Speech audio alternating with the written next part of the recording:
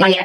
kayak aku udah lama WA, cuma aku baru kesempatan mau telepon. Ini terjadi nih pada temanku.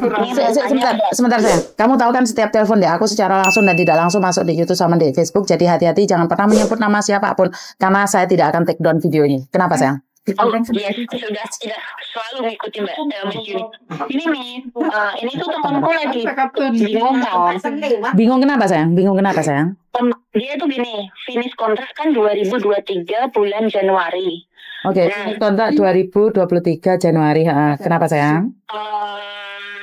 Terus dia tuh sebenarnya kronologi awalnya tuh dia dapat majikan ini itu dari aku karena majikannya memku itu punya teman butuh pembantu dan memku itu nggak kuat kan, dia notice di tahun 2020 akhirnya terus kita kenalin terus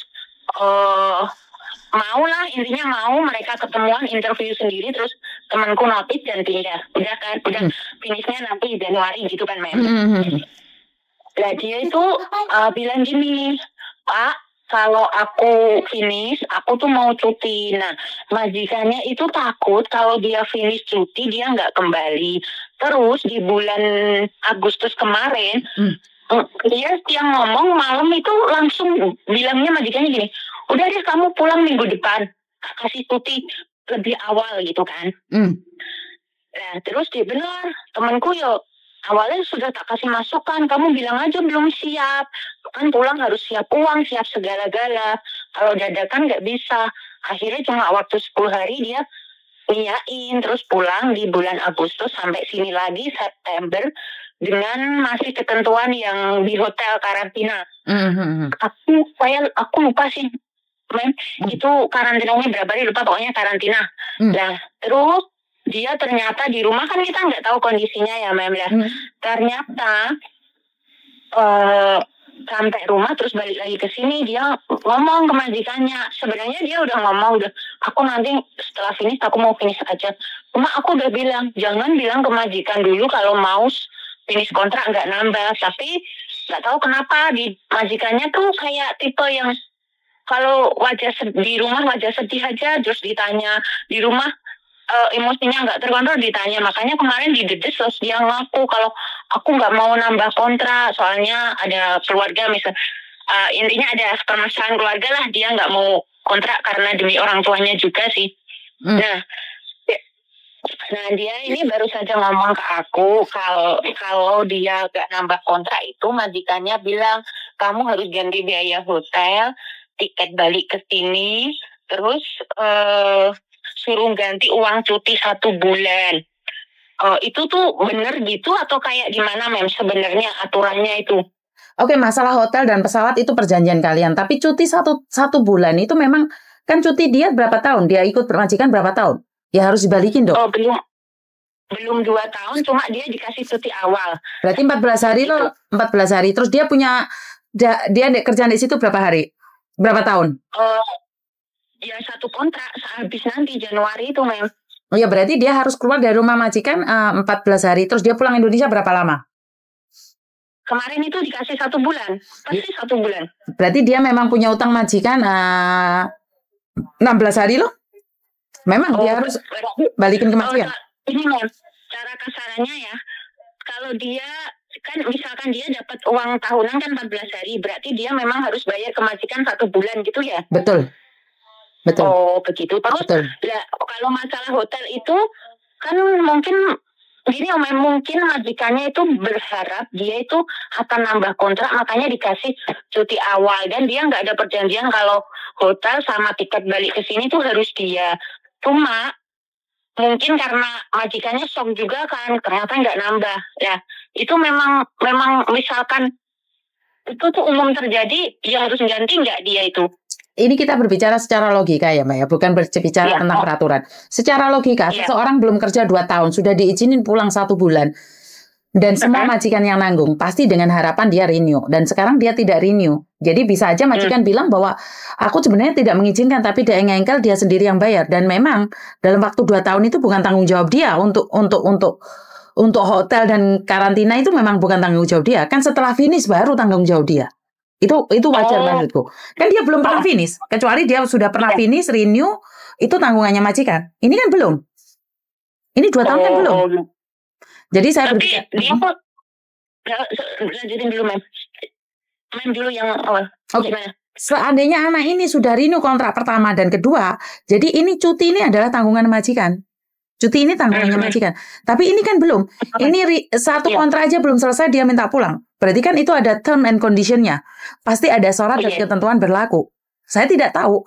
Karena tentunya majikan itu tidak akan bertanggung jawab atas tiket pulang pergi. Jadi majikan cuma bertanggung jawab atas tiket satu jalan saja. Ini misalkan, Mem. Ini berarti kan intinya dalam dia cuti kemarin itu sebenarnya harusnya ditanggung dia sendiri kan? Betul.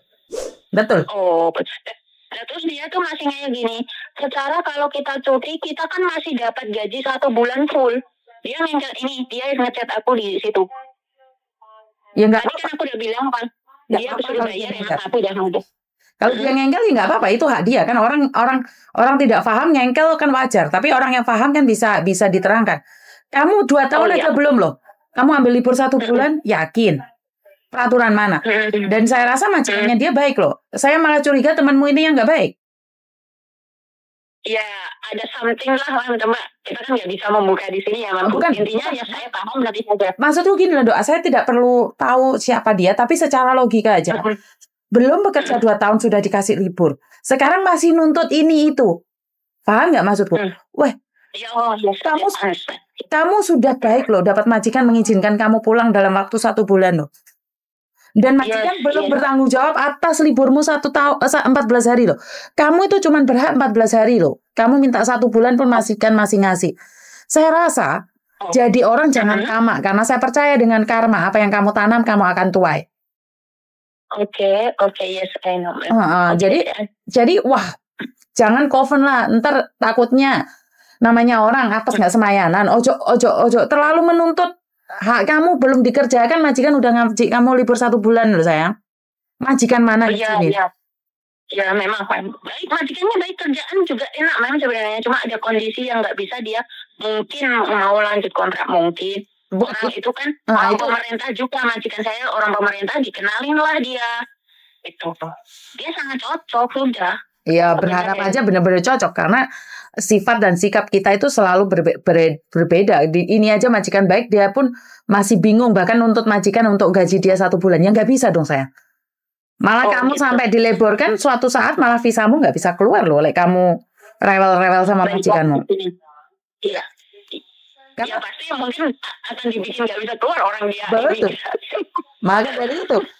Maka dari itu kalau dia ini itu nginging ngongong mimi momo, kemungkinan besar majikan ambil langkah dan tindakan yang di luar nalar. Nah, itu yang paling berbahaya. Makanya ingat no teman, mulai kena dealing nih. Gak kena, yus nggak masalah. Itu hak asasi manusia. Karena sekali lagi saya mengingatkan bagi yang mau diingatkan.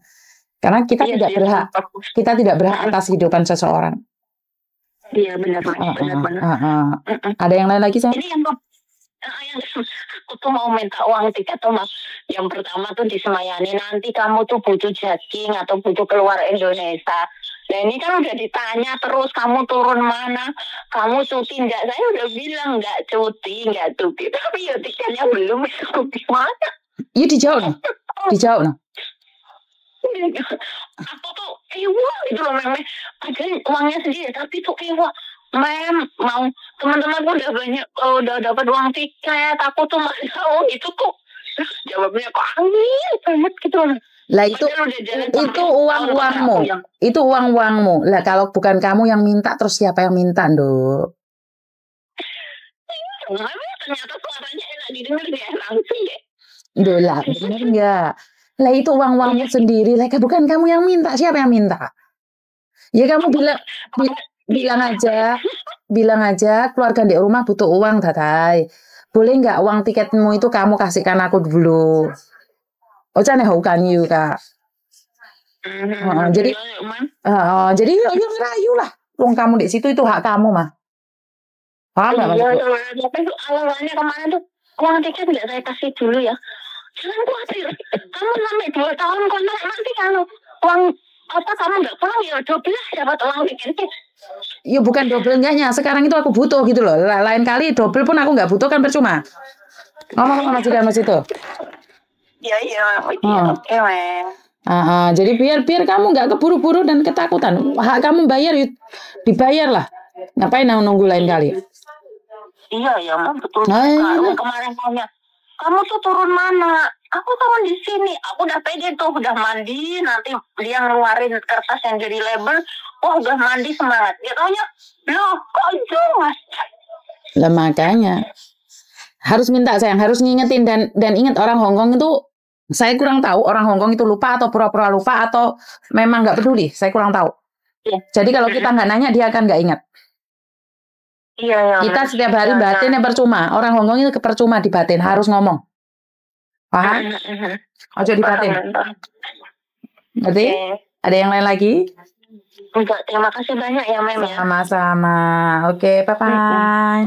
Bye-bye. Oke, sekali lagi saya kan tidak tahu backgroundnya seperti apa. Saya memberikan nasihat sesuai dengan porsi saya, sesuai dengan apa yang saya dengar, sesuai dengan apa yang saya tahu. Jadi kalau kadang-kadang yang curhat itu nggak benar atau kadang-kadang yang curhat itu selegenje, ya saya tidak bertanggung jawab atas curhatan itu, Mbak. Dan sekali lagi curhatan-curhatan itu saya terima apa adanya dan saya tidak menyimpan nomor siapapun. Jadi kalian, saya harap kalau kenal suara itu, terus menanyakan sama saya, terus ngelabraknya sama saya karena dia punya tanggungan atau apapun. Terus gimana saya bisa jadi YouTuber? Lah, setiap hari saya harus dilabrak orang yang memang nggak benar. Lah, aku juga bingung sih. Karena ingat kadang-kadang suaranya dia sama dengan suaranya dia. Jangan menduga dan berprasangka. Kalau memang itu tahu itu dia, ya udah biarkan aja. Paham nggak maksudku, Mbak? Karena ada beberapa anak yang bilang, itu bukan suara saya, tapi kenapa orang-orang menuduh suara saya? Sekali lagi saya tidak tahu itu suara siapa. Karena saya tidak pernah menyimpan.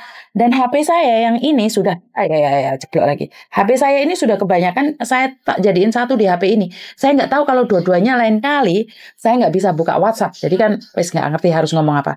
Itu aja dari saya, kurang lebihnya saya minta maaf. Wassalamualaikum warahmatullahi wabarakatuh. Berkat Tuhan mengalir atas kita semua, semoga semua makhluk bahagia. Anda bahagia, kita semua bahagia, dan bye-bye.